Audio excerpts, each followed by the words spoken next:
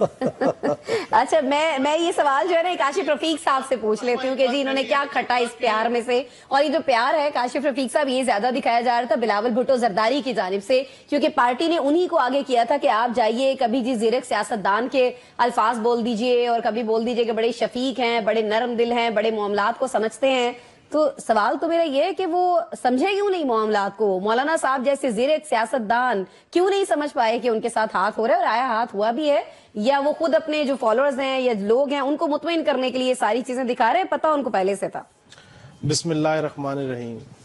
دیکھیں اس ساری ایپیسوڈ کو دیکھ کے جی میں یہ اس نتیجے پہ پہنچا ہوں، یہ میری ذاتی رائے ہے کہ شہباز شریف صاحب نے ثابت کیا کہ جتنی سیاسی لیڈران موجود ہیں، قیادت موجود ہے، وہ ان سب سے زیادہ زیرک مدبر سیاستدان ہیں، بڑے سیاستدان ہیں، کیونکہ یہ سارے کی ساری ایپیسوڈ میں جیت تو شہباز شریف صاحب کی ہوئی ہے۔ اب 26ویں آئینی ترمیم پہ مولانا فضل الرحمان صاحب کے پاس آنیے جانیے سب کی لگی ہوئی تھی، لیکن مولانا فضل الرحمان صاحب نے اپنا گارنٹر خود چنا بلاول بھٹو زرداری صاحب کو۔ بلاول بھٹو زرداری صاحب کے کہنے کے اوپر انہوں نے باقاعدہ یہ کام کیا کہ آئینی ترمیم کے اوپر ووٹ دیا، اور آئینی ترمیم پہ جب ووٹ دیا تو اس آئینی ترمیم کے ووٹ کے حوالے سے یہ دیکھا گیا، یہ کیا گیا کہ اس ساری صورتحال کو لیتے ہوئے انہوں نے کہا بھئی ٹھیک ہے جو مرضی کر لے۔ بلاول صاحب نے کہا جی ہم آپ کے ساتھ ہیں، اور میں پارلیمان کی جب 26ویں آئینی ترمیم ہو رہی تھی اس وقت ہوا کیا، 26ویں آئینی ترمیم کے ساتھ مسودہ آیا، مسودے میں ساری بات ہوئی، اور اس میں یہ کہا گیا کہ حضور یہ جو بھی بل ہے مدارس کا، یہ مدارس کا بل علیحدہ سے آ رہا ہے، گورنمنٹ اس کو سپورٹ کرے گی اور اس کو سائن ہو جائے گا۔ اب گارنٹر کون؟ بلاول بھٹو زرداری صاحب۔ سائن کون نہیں کر رہے؟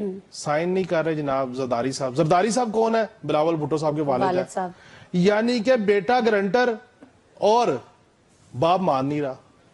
تو جیت کس کی ہوئی؟ شہباز شریف صاحب کی۔ انہوں نے کہا دیکھیں جی آپ نے ہم سے تو بات ہی نہیں کی، ہمیں تو آپ نے ہماری گارنٹی مانی نہیں، ہمیں تو آپ نے کہا آپ قابل اعتماد ہی نہیں ہے، ہم تو چل کے آپ کے پاس گئے تھے۔ اور ایک اور بہت بڑے گارنٹر بیچ میں تھے جن کا نام محسن نقوی صاحب تھا، جنہوں نے کہا جی مسئلہ ہی کوئی نہیں مولانا صاحب کو منانا۔ تو انہوں نے کہا جی نہ آپ نے میری گارنٹی مانی، میرا چل کے آنا جو سا اس کو دیکھا، نہ آپ نے محسن نقوی صاحب کی بات مانی، آپ نے ڈیلیبریٹلی اپنا گارنٹر چنا بلاول بھٹو زرداری صاحب کو۔ اگر بیٹے کی بات باپ نہیں مان رہا تو ہمارا کیا لینا دینا اس سارے کام میں؟ اگر زرداری صاحب کو بل پہ اعتراض ہے واپس بھیج دیں۔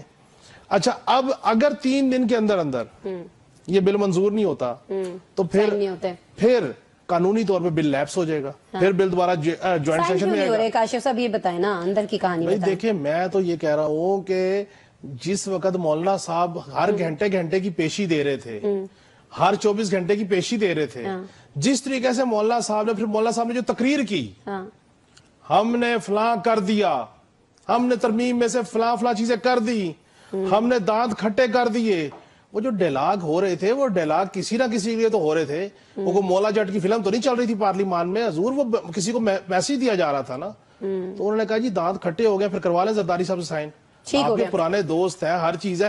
اب آپ دیکھیں کہ بیٹے کی بات باپ نہیں مان رہا تو وزیر اعظم صاحب کہہ رہے ہیں میرا تو لینا دینے کوئی نہیں، میں نے تو بھیج دیا کہ زرداری صاحب سائن کروا لیں اگر ہو سکتے ہیں۔ اب زرداری صاحب سائن کریں تو مسئلے میں، نہ کریں تو بیٹا مسئلے میں۔ اب باپ بیٹے کے اندر کہانی چل رہی ہے۔ ٹھیک ہے، باپ بیٹے کے اندر کہانی چل رہی ہے، بیٹا جو ہے وہ باپ کی نہیں مان رہا، باپ جو ہے وہ بیٹے کی نہیں مان رہا ہے، لیکن یہ باپ بیٹے کی کہانی کے بعد اب ہمیں ایک نئی کہانی کی بات کرنی ہے۔